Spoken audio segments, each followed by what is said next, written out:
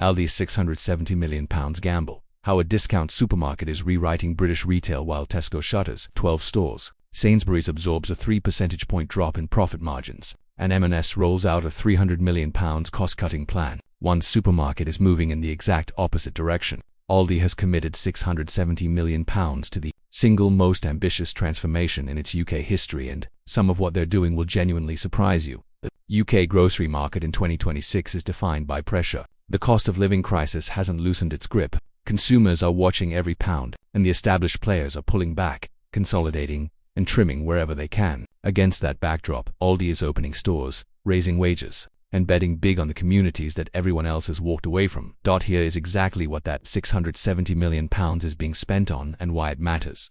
The investment breaks down into two clear streams. £370 million goes toward 40 brand new stores, and just over £300 million is allocated to upgrading and extending existing locations. Those 40 new stores will create more than 1,100 jobs within a single year. They also push Aldi 27% closer to its long-term target of 1,500 UK stores, up from approximately 1,060 today. Planning approvals are already secured in towns like Southam in Warwickshire, Hastings in East Sussex, and Amersham in Buckinghamshire, areas that have never had access to a discount grocer at this scale. CEO Giles Hurley has stated the mission plainly: access to high-quality, affordable food is a right, not a privilege.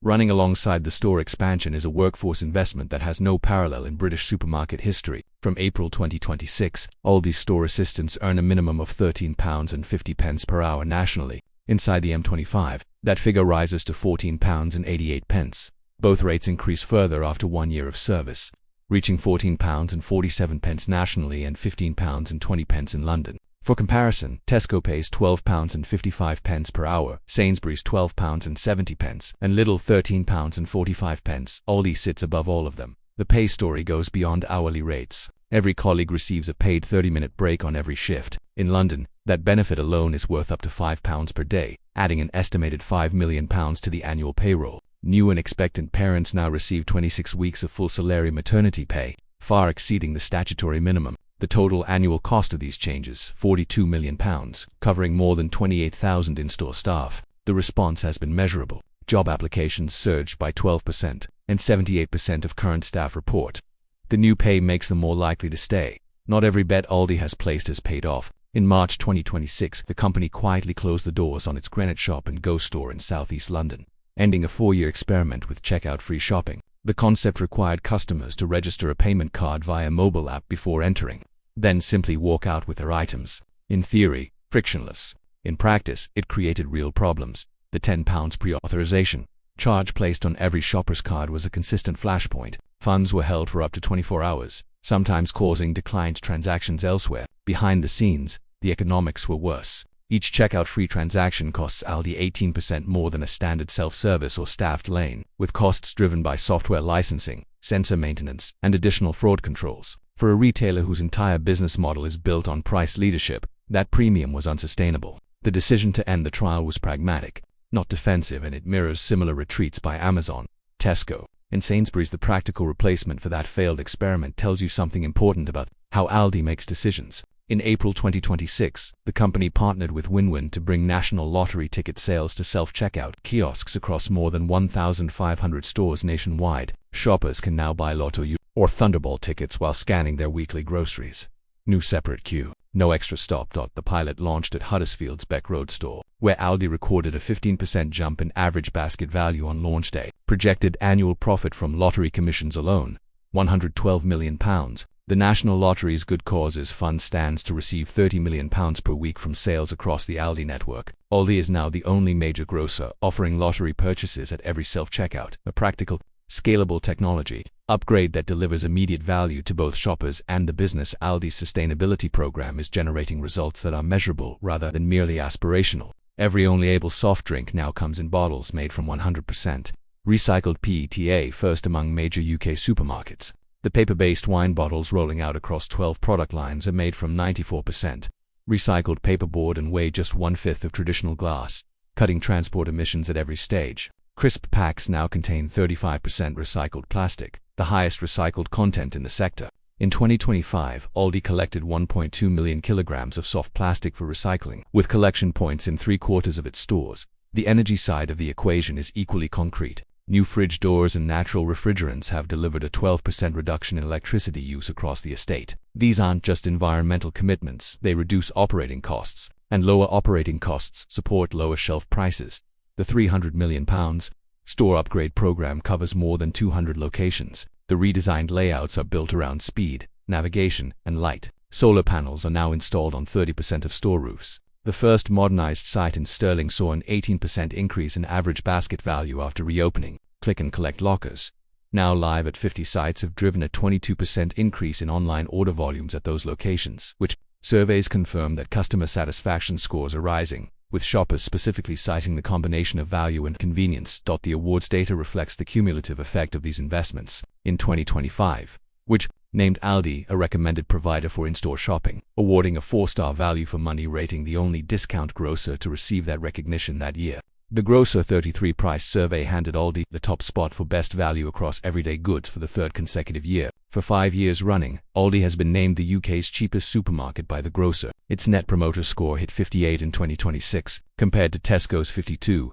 Embedded within the expansion strategy is a specific focus on food deserts, communities that have historically lacked access to affordable grocery retail. More than 200 underserved towns are targeted in the 2026 plan. The data behind that decision is hard to ignore. Households in towns without a nearby Aldi spend up to £2,437 more per year on groceries, according to price index data compiled by local councils and supported by a Leeds University study. When an Aldi store opens, average grocery prices in the surrounding area fall by as much as 5%, benefiting not just Aldi shoppers, but every retailer in the local market. The community dimension extends further. Community hubs launched in pilot towns have already provided 15,000 free meals to families facing hardship. New locations confirmed include Gloucester, with a broader rollout reaching every corner of the country. Giles Hurley has been explicit: access to high-quality, affordable food is a right, not a privilege. The market share trajectory is where all of this converges. Kantar's latest projections estimate that Aldi will capture 11% of total UK grocery spend by 2027. Industry analysts now forecast that Aldi could claim third place in UK market share as early as 2028. KPI projects a 2 to 3% annual lift in same-store sales driven by the combined force of these initiatives. The wage investment alone is expected to pay for itself within 18 to 24 months, as improved staff retention and better customer service translate into stronger sales. The numbers are unambiguous. Aldi's £670 million is not a single bet on one idea. It is a coordinated strategy: higher wages, practical technology, green infrastructure, new stores and overlooked communities, all pulling in the same direction. While the rest of the sector consolidates, Aldi is expanding. While others cut, Aldi is investing. And the data, from basket values to market share projections to staff retention rates, it suggests it is working. If this video changed how you think about where Britain's grocery industry is heading, share it with someone who still thinks Aldi is just a budget option. Subscribe for more data-driven breakdowns like this one.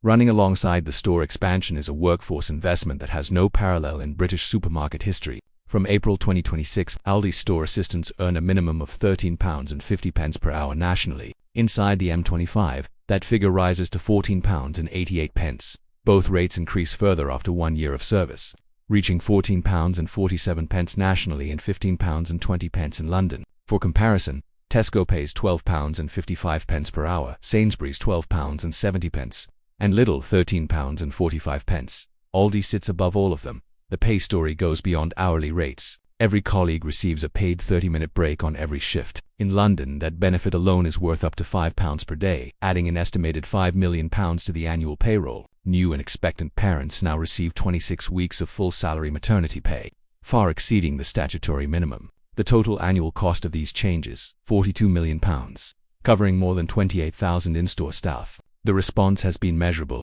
Job applications surged by 12%, and 78% of current staff report the new pay makes them more likely to stay. Not every bet Aldi has placed has paid off. In March 2026, the company quietly closed the doors on its Greenwich Shop and Go store in southeast London, ending a 4-year experiment with checkout-free shopping. The concept required customers to register a payment card via a mobile app before entering, then simply walk out with their items. In theory, frictionless. In practice, it created real problems.